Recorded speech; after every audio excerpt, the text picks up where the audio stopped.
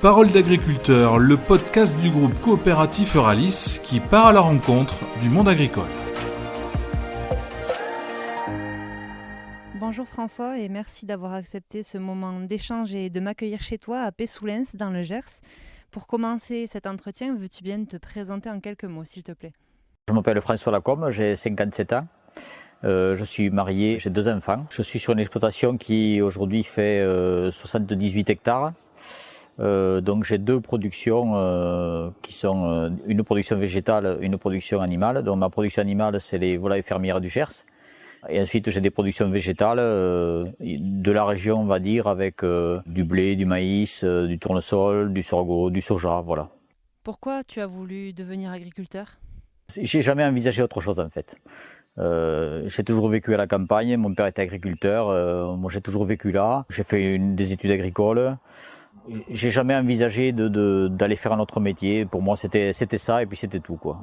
C'est sur l'exploitation familiale qu'on se trouve actuellement? Voilà, c'est l'exploitation familiale mais qui a beaucoup changé puisque mon père a arrêté son activité en 1985 et du coup j'ai repris une exploitation qui avait une vingtaine d'hectares, qui avait des bâtiments mais qui n'étaient pas destinés à la volaille, qui étaient destinés à faire du bovin. J'ai commencé à faire du palmipède, donc j'ai fait ça pendant 2-3 ans et ensuite ma coopérative m'a proposé de commencer à faire de l'élevage de volailles. Donc j'ai fait un bâtiment en 1986, soit 2 ans après mon installation et puis ça correspondait mieux à mes attentes, à la main-d'œuvre que j'avais de disponible. C'était plus que ce que je désirais faire. Voilà. J'avais 2 bâtiments d'élevage et pour l'époque, en fait, ça suffisait. Ensuite, sont arrivées les années fin des années 90, début 2000, où chez moi aussi ça avait évolué puisque j'avais envie quand même d'augmenter la taille de mon exploitation et puis je voyais que ça n'allait plus suffire. Donc j'ai doublé la taille de mon élevage. Et ensuite, petit à petit, voilà, j'avais un voisin qui arrêtait d'exploiter. Donc il m'a vendu une vingtaine d'hectares aussi. J'en ai trouvé d'autres pour m'agrandir, pour arriver aujourd'hui à 68 hectares en propriété et 10 hectares en fermage. Au-delà de ton évolution assez marquante depuis tes débuts, qu'est-ce qui te rend fier dans ton métier? Alors au-delà de l'évolution, je dirais, pour moi, l'agriculture, c'était d'abord de la production, quoi. Voilà, c'est tirer parti de ce qu'on a pour arriver à produire des céréales, de l'alimentation, et pour les humains et pour les animaux, qui ira au final aux humains. De l'énergie aujourd'hui, puisque avec le maïs aussi on fait de l'énergie. Moi c'est ça, mon truc, c'est vraiment produire. Voilà, je sais vraiment bien faire ça, c'est vraiment mon truc. Tu es particulièrement concerné par le bien-être animal. C'est un sujet au cœur des préoccupations des consommateurs, mais aussi et surtout, je dirais, des éleveurs. Je sais que c'est une problématique qui te tient à cœur. Qu'est-ce qui a été mis en place de façon collective, mais aussi individuelle, pour l'amélioration continue du bien-être animal? Alors le bien-être animal chez nous, comme c'est des volailles fermières, c'est quand même dans notre ADN, c'est-à-dire que on doit traiter l'animal comme on traite un humain. J'ai même parfois, j'arrive à dire qu'il est même mieux traité que les humains en général. Puisqu'au début, on est passé notamment par de l'automatisation des bâtiments dans la régulation des températures. Voilà, bien sûr, des traitements de l'eau pour qu'ils aient vraiment une eau potable, même retraitée au cas où. Tout ça, ça a été des améliorations continues depuis le début. Pour parler des consommateurs, on a oublié, nous, dans l'agriculture, que les consommateurs avaient perdu le lien avec l'agriculture. C'est-à-dire que nous, on imaginait toujours que le consommateur, il sait ce qu'on fait, et en fait, pas du tout. Il faut qu'on leur explique tout, voilà. Donc nous, pour bien leur expliquer qu'on respecte bien le bien-être animal et qu'on est très proche de nos animaux, avec un partenariat avec le groupe Casino, on a mis en place, je dirais, un label entre guillemets bien-être animal, avec un étiquetage. Voilà, c'est vraiment nous dans le Gers qui avons commencé à lancer ça il y a quelques années. Ceci couplé avec des garanties d'élevage sans antibiotiques. Les deux ont été couplés. Dans l'année qui arrive d'ailleurs, toutes les volailles du Gers seront étiquetées bien-être animal. Et nous, on se doit d'avoir la meilleure note. C'est l'objectif qu'on s'est donné. On y est déjà à 90 ou 95%. Moi, je suis fier d'avoir participé vraiment à cette décision et aussi plus ou moins directement à la constitution de ce cahier des charges, on va dire. Être éleveur, c'est aussi faire face à des complications. Je pense notamment à la crise Covid et à la grippe aviaire qui vous a touché encore cette année. À titre personnel, comment tu as vécu cette période et qu'est-ce que tu en retiens avec un peu de recul? Alors je vais commencer par le Covid. Le Covid nous a fortement surpris et je vais dire même nous a aidés. Puisque nous, en fait, notre fonds de commerce, c'est pas forcément les restaurants, c'est plutôt la vente en direct à travers la GMS, bien sûr, et les boucheries charcuteries. Donc, en fait, ce qu'on s'est aperçu, c'est que les ventes avaient fortement augmenté, puisque les gens ne mangeaient plus au restaurant. Et en fait, le marché a été très tendu d'un bout à l'autre. Depuis le début de la crise, on a eu aucun mal à vendre nos animaux. Et en plus, les gens ont recommencé à cuisiner chez eux et ont cherché plutôt des bons produits. Et ça nous a vraiment favorisé. Les gens ont commencé à rechercher des choses traditionnelles, des choses locales. Et nous, on va commencer déjà au niveau des volailles dans le sud-ouest à étiqueter local. C'est-à-dire qu'on va utiliser que des céréales locales pour l'alimentation, que des poussins qui seront produits dans la région. Et les animaux seront bien sûr abattus sur place, enfin, vraiment à proximité. Et on va commencer à l'étiqueter et le certifier, ça. Alors qu'avant, on le faisait, mais on ne le disait pas. Voilà. Aujourd'hui, je pense qu'il faut que, à chaque fois qu'on a une progression, il faut vraiment, ce qui est important, c'est de le faire contrôler et de le dire. Tu es responsable de la filière volaille chez Euralis. J'imagine que tu as eu un rôle à jouer dans la mise en place d'aides auprès des éleveurs de la COP.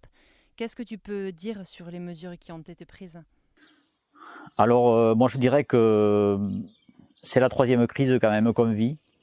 Cette crise est difficile pour nous parce qu'on est surtout, en tant que volaille, on est surtout victime de la crise. C'est-à-dire, on est victime collatérale puisque chez nous, en fait, il y a eu très peu de cas. On n'a eu que 3 cas sur les 400 cas qu'il y a eu dans le sud-ouest, il n'y a eu que 3 cas en volaille. Voilà. Et premièrement, il a fallu déjà un peu désamorcer le sujet parce qu'il y a beaucoup d'éleveurs qui étaient remontés un peu contre les éleveurs de palmipèdes puisqu'ils voyaient bien que eux ils avaient fait le boulot et qu'ils pensaient que certaines ne l'avaient pas fait. Voilà. Donc il a fallu un peu désamorcer ça. Ensuite, voir avec l'État quelles aides on mettait en place rapidement. Voilà. Voir comment nous, la coopérative, on allait aider nos producteurs. Voilà, après, je pense que l'État a bien fait son travail, hein, même si aujourd'hui, je pense que c'est compliqué pour la trésorerie dans certaines exploitations. Voilà. Moi, personnellement, j'ai eu de la chance puisque je n'ai pas été touché dans ma zone. J'ai toujours pu produire, même plus que de raison, puisqu'il a fallu compenser ce qui ne pouvait pas se faire ailleurs. Donc, on a été un peu tendu, je vais dire. Malgré tout, bon, aujourd'hui, on remet en place doucement. Bien sûr, on n'a pas les poussins qu'on a parce qu'il y a des reproducteurs qui ont été abattus dans le cadre de cette influenza. Donc, il nous manque aussi des poussins aujourd'hui et on retrouvera la normalité qu'au cours de l'automne. Voilà. Donc, on continue bien sûr à suivre nos coopérateurs, nos éleveurs. C'est important de garder le lien, bien sûr, et puis de les tenir informés semaine après semaine de l'évolution pour leur donner quand même des perspectives. Chez toi, la coopérative, c'est une histoire de famille? Alors, je ne sais pas si c'est une histoire de famille, mais pour moi, la coopérative, ça a été dès le début, quoi. Enfin, moi, je me retrouve toujours dans des choses collectives. Donc, je pense qu'il n'y a que le collectif qui peut nous faire progresser. Dès que j'ai commencé, je me suis associé à 2 coopératives, donc une pour les céréales où mon père était déjà avant, qui était aujourd'hui Gersicop. Dans ce domaine-là, j'ai aussi une coopérative qui est pour le conseil uniquement. La 4e coopérative, bien sûr, c'est celle qui nous concerne. C'était Codigère au début, avec laquelle j'ai démarré les productions animales. D'abord le palmipède et rapidement la volaille. Coopérative qui s'est associée avec Euralis il y a une quinzaine d'années. Mes voisins m'ont demandé de prendre des responsabilités, puis donc je suis rentré un peu au conseil de la coopérative pour les représenter, et puis à l'intérieur du conseil, des gens m'ont dit aussi de prendre d'autres responsabilités. Bon, voilà, j'ai décidé de m'y investir. Mais on dit administrateur, moi ce mot ne me plaît pas beaucoup. Moi je vais dire plutôt que je suis le représentant des agriculteurs, ça me plaît davantage. Alors justement, quel est ton rôle en tant que représentant des agriculteurs? Alors au sein de la coopérative, d'abord, je siège au conseil d'administration, donc on regarde bien ce qui se passe dans la coopérative, la relation de la coopérative avec les agriculteurs. On donne des perspectives, hein, voilà, on donne des missions, on regarde que les missions soient bien exécutées. Ça, c'est vraiment notre rôle. On doit vraiment surveiller ce qui se passe.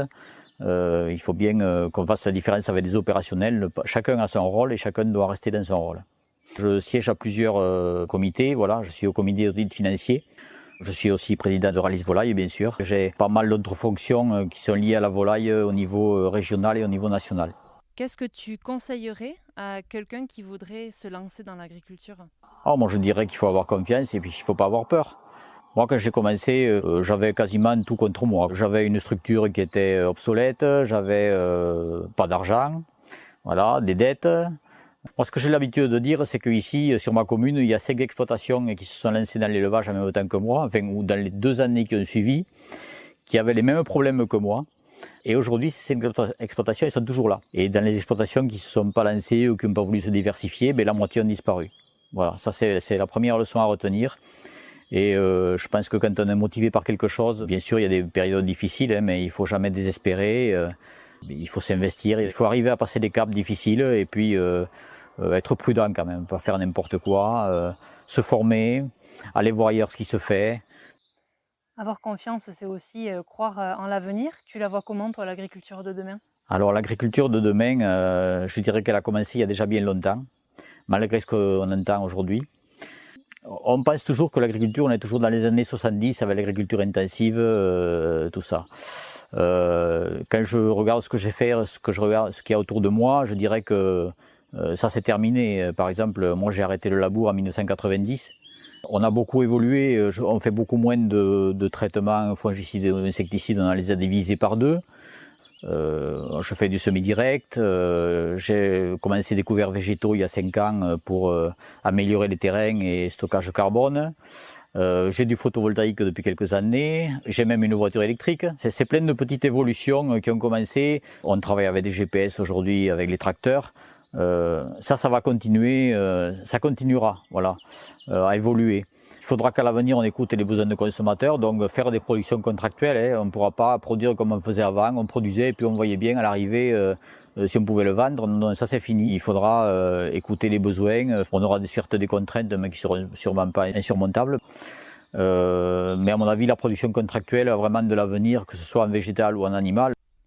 Est-ce que tu aurais un message à faire passer aux collaborateurs et aux adhérents de la coopérative ? Je remercie les collaborateurs parce que souvent ils sont plus attachés à la coopérative que les coopérateurs eux-mêmes.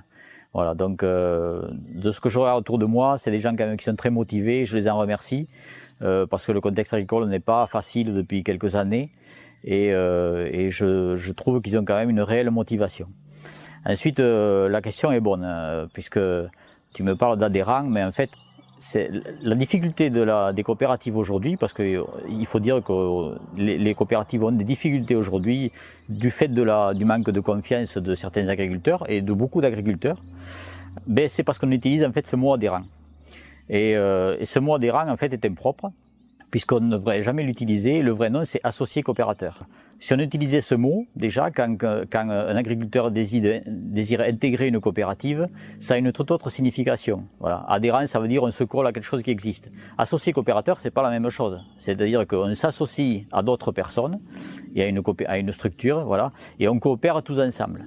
Et notre défaut aujourd'hui, c'est qu'on a un peu oublié ça pendant quelques années, et maintenant c'est difficile de retrouver la confiance des agriculteurs. Et je pense qu'il faudra rappeler aux agriculteurs les engagements réciproques avec la coopérative. Et ensuite, pour tous les nouveaux qui arrivent, qui décident de participer à l'aventure, je vais dire, bien leur expliquer les tenants et les aboutissants, quels sont les engagements qu'ils prennent, quels sont les engagements de la coopérative, à quoi sert le capital social. Tout le monde croit que c'est une charge, en fait pas du tout, c'est une participation à la coopérative. Et je pense qu'il faut qu'on réexplique tout ça parce qu'on l'a oublié depuis un grand nombre d'années et c'est sûrement ça qui nous fait du mal aujourd'hui. Merci François. Merci de nous avoir suivis. Vous pouvez retrouver d'autres podcasts, notamment sur Spotify, Apple Podcasts, Deezer et bien d'autres. À très bientôt pour un nouveau podcast.